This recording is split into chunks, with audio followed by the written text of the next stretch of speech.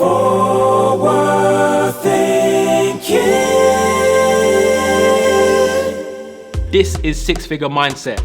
This is a show that showcases top black and brown talent in the corporate world.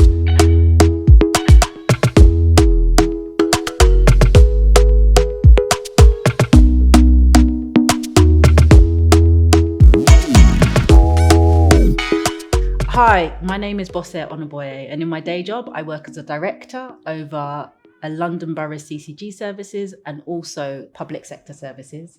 I'm also the owner of a small marketing firm, and I am the founder of Belong Women's Network, which is a network for women in business, and we offer mentorship and business support. Hi Bossa, how are you doing? Hello. Thanks very much for coming on the show. No, thanks for having me.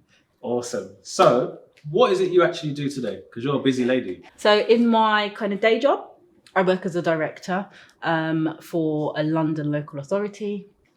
I'm also their director over their kind of CCG services for children. So that's Clinical Commissioning Group.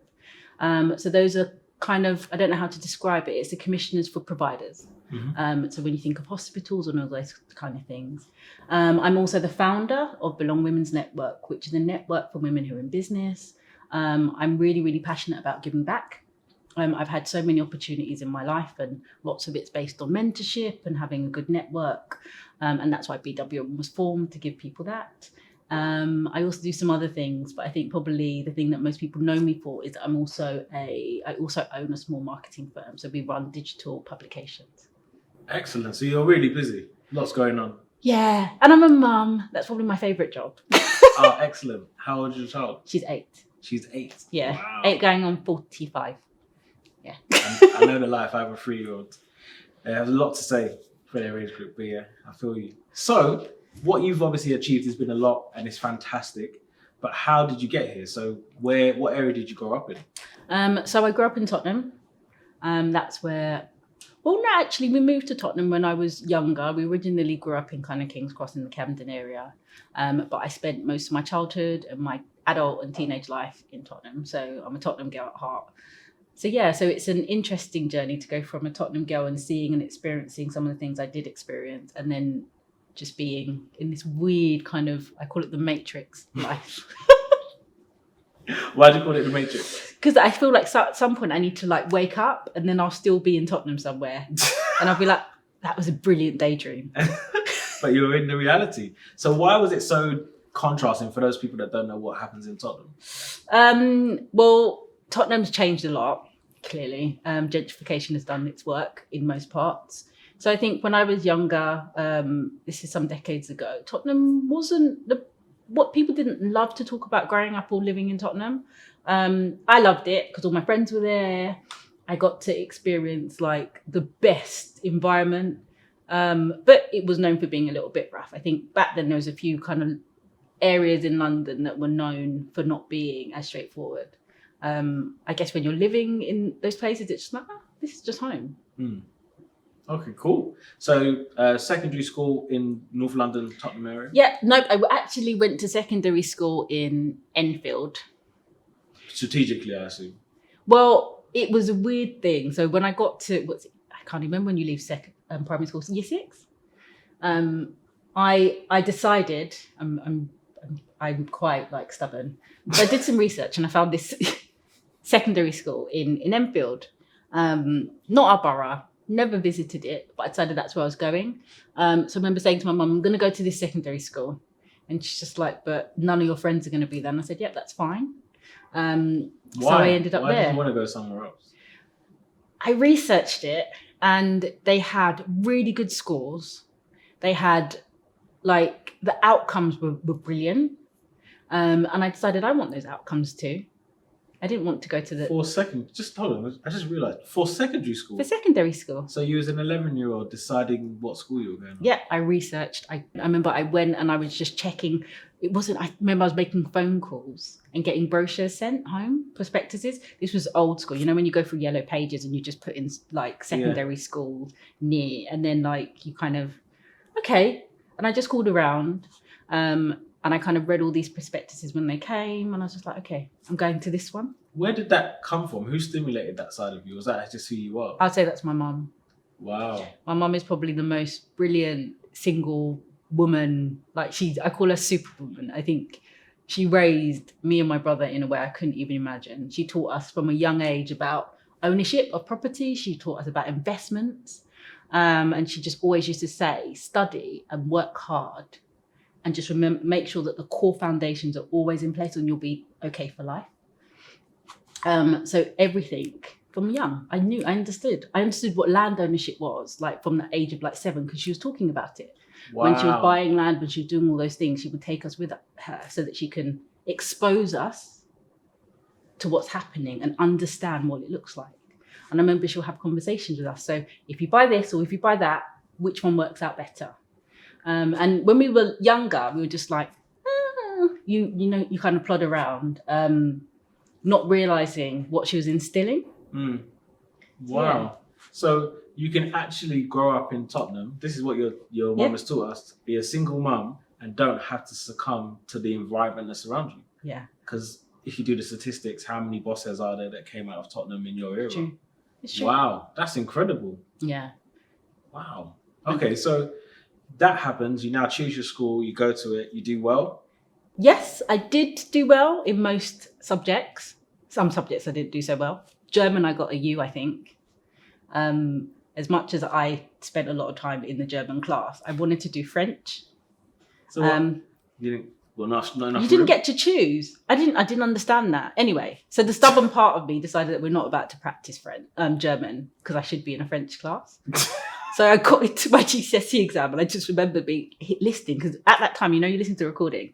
So I don't understand anything. I think I just got my name right. I think. I don't know. You don't get to see the paper. I don't even know if I put it in the right place. But my name ended up somewhere. But yeah, I got okay scores. I was one of those kids in school that was like really intelligent, but really mischievous. So you used to have detention and stuff? Oh, I used to get in trouble all the time, but I used to do really well. So my poor secondary school wasn't really sure, I'm guessing most days, do we expel her or do we just get her through to year 11 because she'll add to the stats? But I've had some really, really great teachers who kind of nurtured me and kept me focused. I'm very determined, so I always knew, I'm going to leave and I'm going to do well, but I'm going to have fun on the way. As you prove. Exciting. So Enfield, was that a different kind of demographic in terms of class of families and kids? I would say where my school was, it was more, there were lots and lots of Greek families. Okay. Really, really well-to-do Greek and Turkish families. So yeah, it was different from being just in Tottenham. But there were like some great people that were living in Edmonton, some other Tottenham people were there. So I got a real good mix. The school was a real good mix of lots and lots of different nationalities, cultures, people, which is really different from being in a predominantly black primary school. Yeah, that's a big shift. And then A-levels still in Enfield? No, A-levels, I decided I was going to Westminster. Right. Because I'm assuming you did the research. Did the research. So I went to Westminster to do my A-levels. What did you study? Oh my gosh, now you're testing my memory. That's right. I feel like I studied psychology, sociology, and something else, which I can't remember. English, literature, and language. There you go, see? Goodness knows why. None of those things have applied to life. But yeah, that's what I did. That's what I did. What I did. And A-levels went well? A-levels went well. Did you get in your first choice university? I did. I decided I wanted to go to university in Birmingham. Just because I wanted to do criminal justice and psychology, and it's a very, very specific course. There were criminology courses in London, but I didn't want criminology. I wanted criminal justice and psychology, because at some point I was going to be a criminal lawyer. Right. That was the plan. That was the plan. So uni went well? Yep. Was that a 4-year degree or 3? 3 years. So you passed. So do you have a plan? Because it sounds like you have loads of plans. Well, no, I thought I was going to be a criminal lawyer. And then I remember doing the criminal law aspect of my course. I did really well in it. And I did some other like law kind of modules. And I just thought, I don't like this. Like, What was it about it? Because it seems Huh? like you didn't like. I think it's because it was too boundaried. In what sense? So law is like rules, regulations you follow, and you use those to understand and to make decisions and to kind of argue for or against something. It was way more structured than I am. Wow. And I just thought, no, I couldn't do this forever. Got you. So I then decided, actually, I'm going to work with young people who offend. Because I was just like, if I can make a difference in the lives of people, then that would work for me. And so that's kind of why I think I ended up in the public sector, because it's about place shaping. You get to shape places, and you get to organize and kind of deliver things on a big scale in a place. So I kind of did that. I remember in the third year of university, I was halfway through and I thought, I am not going to leave here without a job. Wisdom. So I started to apply for jobs in London. And so I got this job with a fantastic criminal justice charity. And I kind of told them that I was nearly finished my dissertation. Sorry, Sarah. I kind of told them that I'd nearly finished my dissertation and I just needed to hand it in whilst so I could work 2 days but I had to spend a couple of days in uni. So I did that probably for about half of my third year. Right. I was traveling between London and Birmingham to study and then to work because I was adamant I need to be in something full time. So when I left uni, I was one of a few people and I went into my first full-time job. I remember that at the time, how old are you when you leave uni? 22? 21, 22? Yeah. And I was making 27k a year. I was just like, this is brilliant. Yeah. Good start. So yeah, it was a really, it was a brilliant opportunity. So you come back to Tottenham after Yeah, I did. And first company that you worked for, how long did you stay there? I probably stayed there for about 18 months. And I was just like, it's time for me to now begin to work with young offenders. So then I joined and started working for my first local authority. In which role was that? As a youth, they're called like youth offending officers. So working with young people in courts. And I did that for a little while, and then I was ready. I was at a point where I needed to be more strategic. So why is it you felt, was it because you wasn't getting paid well or it wasn't a right fit? Why is it that you felt like you need to do something more strategic? I think I always saw myself at some point being the head of something. I wasn't really sure what. In charge? Anyway, yeah. Sounds really bad, isn't it? No, you have to own who you are. I wanted to be part of decision making. Yeah, okay, I get you. And when I was working with the kind of young people that I was working with, they reminded me of my friends that I grew up with in Tottenham, like the boys and the girls that I grew up with. And I was just like, I'm not in the right job. I love what I do and I can make change on an individual level.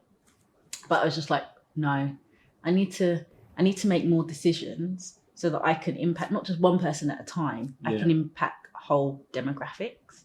Right. And then that's kind of where that kind of journey began for me. So, and then obviously you stayed in the public sector all the way through your professional career. Yes, I did. But you obviously moved really quickly and you rose, would you say, quicker than what was expected? I think so. Normal? Yeah, I did. Because how many people that look like you are in those kind of roles? Not many.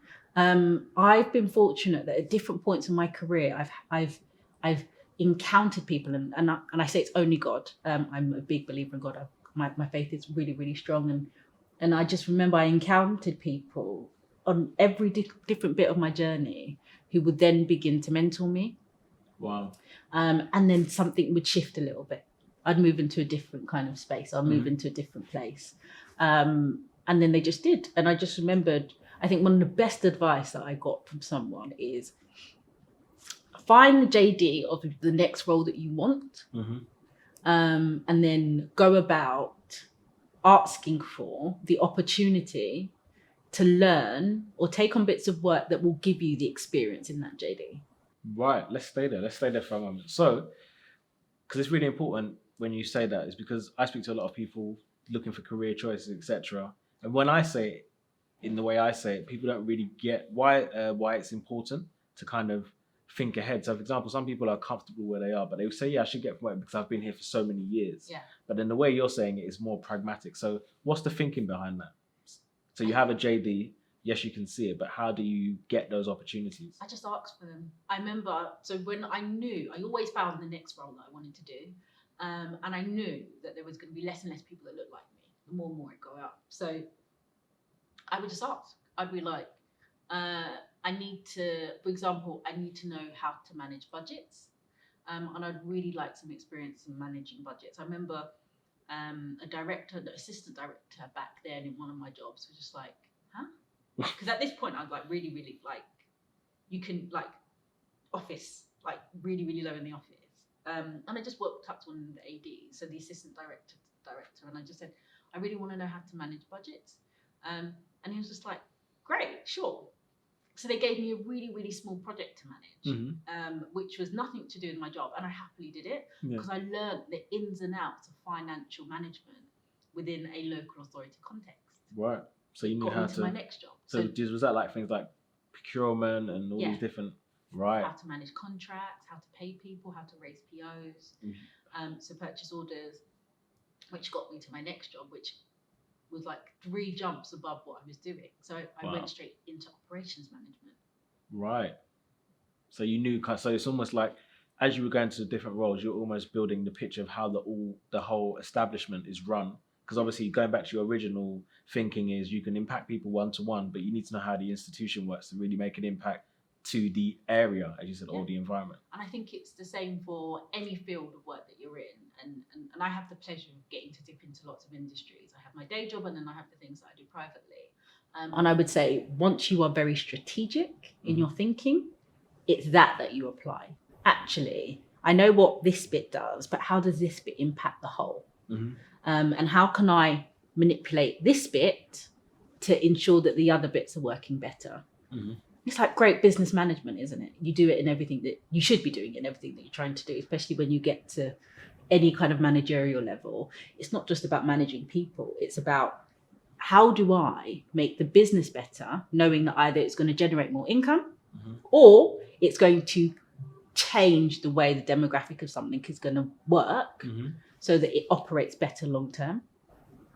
So where does the strategic hat come from? Because it doesn't sound like you've had formal training about how to think strategically. I think, again, I have to go back to her. I think it's my mum. Right. Like, because if you think about it, the things that she used to talk to us about were, and she was a nurse. Wow. But the things that she used to talk to us about and the things that she was getting herself involved in, she was thinking ahead, not just for her future, but for our future and then our children's future. These times we're like, come on. These times we're just about learning how to butter toast properly. Yeah. But I always was thinking ahead. Actually, if I do this, where does that take me? And sometimes, if necessary, I'd go back and do the learning. Right. So so I'm hearing what you're saying, and I'm like, so now you're kind of revealing to us how strategic thinkers should think. So if you're a strategic thinker or to think strategically, you need to think ahead, not think silo in your little box. No.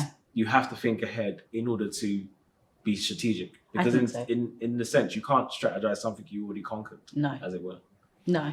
Right. So are you like a big, what do you call it? Like a big thinker in terms of thinking far ahead? Like, do you think like 2 years ahead, or is it more about, how do you? I don't even think, I know that people have those plans, isn't it? 2 years, 3 years, 5-year plan. Yeah. And I used to do that a long time ago, and then I stopped. And the reason why I stopped, and I know everyone's very, very different, is because I found that those little plans were limiting what I was trying to do in anything. Because I was just like, in 2 years' time, I need to be this. But then when actually, I could be bigger than that in 2 years' time. Yeah. Let's get rid of that and let's think of what is the end goal. So in my public sector life, my end goal would be to be a chief exec. What do chief execs do? They manage the whole organisation. What do I need to do? I need to understand how more bits of the organisation run and how my partners run. both public and private. Just because obviously, as you know, local authorities are in charge of the place. So they have relationships with private organisations, with public organisations, and with residents and citizens, people who live in a space. So then you just begin to think actually, and get to understand where you are. London is very, very different. And place shaping, depending on where you are, looks really, really different in London. So yeah, I just kind of knew that's what I need to do. And then, yeah, I kind of went that way. I've been a head of strategy. I've done all sorts of things just to kind of get to where I am now. And it hasn't been easy, but it's been an interesting journey. So what was not easy for you? I think sometimes I found I was working harder than other people.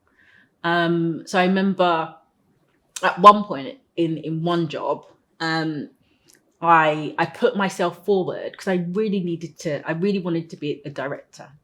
And I'd been working as a head of for a while. And sometimes I was holding 2 portfolios, sometimes I was holding 1. You say head of, you mean head of a department? Yeah, head of a department or several departments, it depending on the makeup of the local, of where it is, or the organisation. And so I remember for a while, I put myself forward to be head of 2 things. Head of strategy, you can imagine how intense that is anyway. And then a head of a front-facing operational service. That was a difficult 12 months. Multiple local authorities? Across one local authority with multiple partners. So how many people are you managing? Just so people can have context. I don't even remember at the time. That's huge. But I just remember just thinking, this is insane. Like, no one would do this. But I was just like, and part of it was around visibility. And I remember when I was in a role, I remember I went to a meeting with our chief exec, several of us did, and I was just talking to her about complex systems and wicked issues. So for people who know enough about like strategy and program delivery, you'll understand the language. I was talking to her about complex systems and wicked issues, and how we begin to navigate that as an authority. And I remember getting an email from her after I left this group meeting. So there was lots of us there. It wasn't just me and her one-on-one. And she's just like, I'm going to mentor you. Wow. Yeah. And I was just like, oh my gosh, me? Why me? And she's just like, there's something about you. Wow. She's like, you're going to be one of London's next chief execs. And I want to support you. Wow. And for me, that was just like, wow. Yeah. I was just like, huh? As a Black woman being seen in an organisation that was mostly white, I was just like, oh my gosh, somebody saw me. Wow. And not just somebody saw me, the chief exec saw me. I've been like working really, really hard for a long, long time. Was you a mum at this time? I was a mum at this time. So that's a lot of responsibility. Plus, On in London is still going on, isn't it? So the businesses are still going on. I'm consulting for some companies offline in my own private life, because I also work as a strategy consultant supporting some private businesses. So it was all going on. I just started the marketing business. It was growing. I think at that time I just finished doing an MBA. So I was just like, I was in the middle of an MBA. I can't even remember at this point, but I was just like, there was just a lot going on. But it was a game changer. So I began to understand the mind of the type of person I wanted to be. Wow. And she just exposed me to everything. She exposed me to her network across London. She'd be like, go and speak to this person. I've dropped them a text, expect your email. And go and understand what this looks like. At that point, I got to meet with what I can only describe as some of the most amazing minds in London. I think people always, it's funny, like people only talk about the private sector, isn't it? Because it's sexy, you get giant bonuses and but you forget that most of London is navigated and managed by some of the most complex minds. So I was in a room with some of the most amazing and brilliant thinkers in London. So would you say it was with your tribe, your people? I didn't feel like I was with my tribe. Right. I was still the girl in Tottenham. I was just like, oh my gosh, these people are super brainy. They understand stuff. They know what's happening here. They're thinking of what would it look like if London was like set up digitally across the whole thing. What would that look like? They're thinking of crisis management on a London level. They're thinking of what would it look like if we strengthen the infrastructure and the investment capacity for the whole of London. Can you see that the thinking was just like, I'm like, I'm still the girl from Tottenham, but we're here. And I would say it's probably the thing that not just changed my work life, but it also changed the way I saw business. Because you got to be exposed to everything: lawyers, private sector people in the public sector, the people who were doing some of the kind of thinking, and the people who were planning for actually how people in London are gonna live their lives. Yeah, and I think that there's something so exciting about place shaping. What is that? Because you said that a few times. What does place shaping is? So think of London as obviously London's lots and lots and lots of boroughs. Yeah. And it's about shaping the places that we live in to improve outcomes for the people that live there. So people in terms of poverty, health inequalities, all these things that people are now starting to talk a lot about on social media, but lots of us have been spending decades working in. And knowing that actually, if you build a building here, it will create X amount of jobs, and actually it will improve the kind of poverty levels in this space. And it will make this borough more sustainable for X amount of years. And then obviously the opposite is if you now put this kind of company here or this, it means you could get rid of all the neighbours, or exactly it makes the place not affordable, and you have to weigh that up as well, I assume. You do, because most of the time you're thinking about the people that live in the place, and actually what's the best for the people that live in the place, and what decisions need to be made. I think probably chief execs have the most exciting roles in London because they're not doing it in isolation. So are chief execs over boroughs? Every borough? Yes. Okay. Each authority has its own chief exec. Wow. So now you're on the, would you call it fast track to being a chief exec? Because you're a director now. So yes. What's next, chief exec? Or is there another one? The next one is what they kind of call like either exec or strategic directors, and then it's chief exec. So can you jump? Can you just go straight up? I don't know how it works. I'll find out at some point. I'm sure. But I trust you. But yeah, I know that's where I want to be. I do have some different things I need to understand and learn. But yeah, I'm a big learner. So for me, it's like, yeah, we need to try and do that.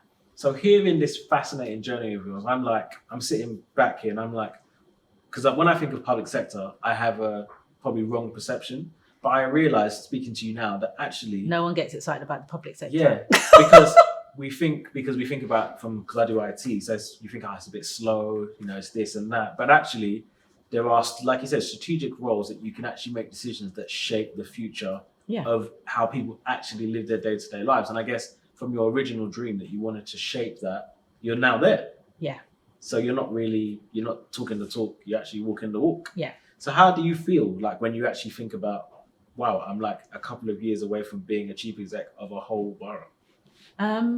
Oh, that's nice if I am, but I'd like to think I am. But I think for me, it's not even how I feel. It's like, what is the thing that I'm most passionate about? Right. And I'd say I'm most passionate about communities and the people that live in any place, especially if you're like me. If you grew up how I grew up and you lived how I lived, I'm like, how can I make your life better? I don't care if you're white, whatever, black, brown, whatever. Because actually, when I was growing up, there was lots of us from all different cultures with a similar experience. Yeah, that's right. And we were all trying to navigate, how do we not just be so stuck? So for me, it's always, my heart is the people that live in a place.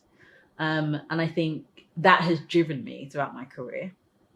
And I just make sure I always stay connected to the people in a place, no matter which authority I'm working in. I spend a lot of time in the community. I remember the role up that I'm in now, and I remember I was just like, great, I'm going to go out and see people in the community. And I just started ringing around and just turning up places. And they're like, but you're a director, why are you here? I'm just like, I'm a human being. Like, I need to understand for myself. You can't always rely second, third, fourth, fifth hand. And if you're thinking strategically about a place, I think you need to be connected to the place. Because it's almost like people that build products. You have to be in the mind or the user. You have to see what they see, feel what they feel, and to now just have someone, show you a persona. Oh yeah, this person that lives in this demographic, this is their income. It's not really the same when you actually see them eyeball to eyeball. This is how they think. This is how they feel. This is what this change will mean to them. I call it the lived experiences of people. Like, we need to.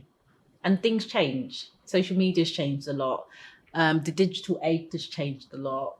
COVID has changed a lot. Definitely. So we need to understand and feel and navigate and kind of move with people so that we can make the right decisions. So good. We could talk forever. Gosh. Okay, so what is next for Bossa? Oh gosh, I don't know. So we haven't spoken about my businesses, but I think we're just about to launch in my publishing business, or relaunch a magazine that we published probably about 10 years ago now. No, that's rubbish maths. 5 years ago, because it's 2015. So we're about to relaunch that in September, so I can't wait. So if you can, connect with CHM magazine. What's it about? Tell us. Huh? What's it about? Well, 5 years ago, it was London's first natural hair magazine. Right. It was a free publication. It was distributed through hair shops across London, and then I became unwell.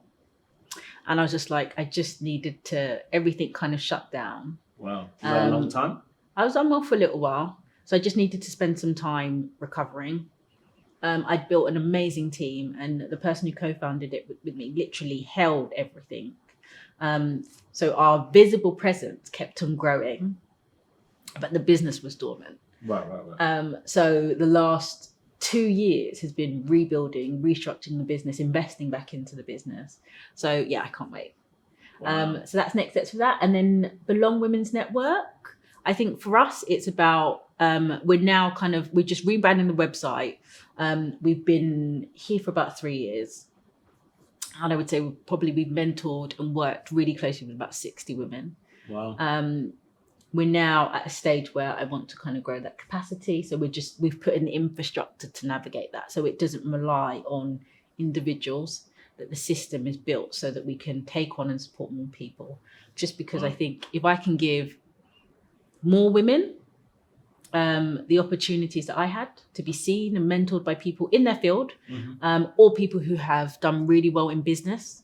And I don't mean just entrepreneurs' business. I mean people who are running chunks of business. So I have friends who probably understand marketing and social media marketing more than anyone because they're running it for large corporations. And for the women to learn from them and to apply it to their smaller businesses. So it's the thing I love probably the most. It's my give back. I always say that to people because people always just like, oh, but it doesn't cost that much to join. And I was just like, if you can afford £400 or £500 to pay to join something like this, then it probably wasn't created for you. Yeah. I want the entry level of the people who were like me at some point when I was growing up in Tottenham, when I was a young woman, and £100 was just like, that's a lot. Yeah. But I just wanted to be seen. So yeah. Wow. It's so good. We're proud of you. You're doing amazing things. There's so many women that are going to see this. They're going to be like, I want to be like you. So kudos to you. Oh, thank you. Well, hopefully they'll be better than me. Well, wing it less. I'm definitely sure you're not winging it because you're definitely very strategic. But yeah, it was a pleasure interviewing you and speaking with you. And I look forward to all the things you're going to be doing in the future. No, thank you for having me. Excellent. Perfect. Good. Sweet. Thank you. Thanks very much. That's okay. Forward thinking.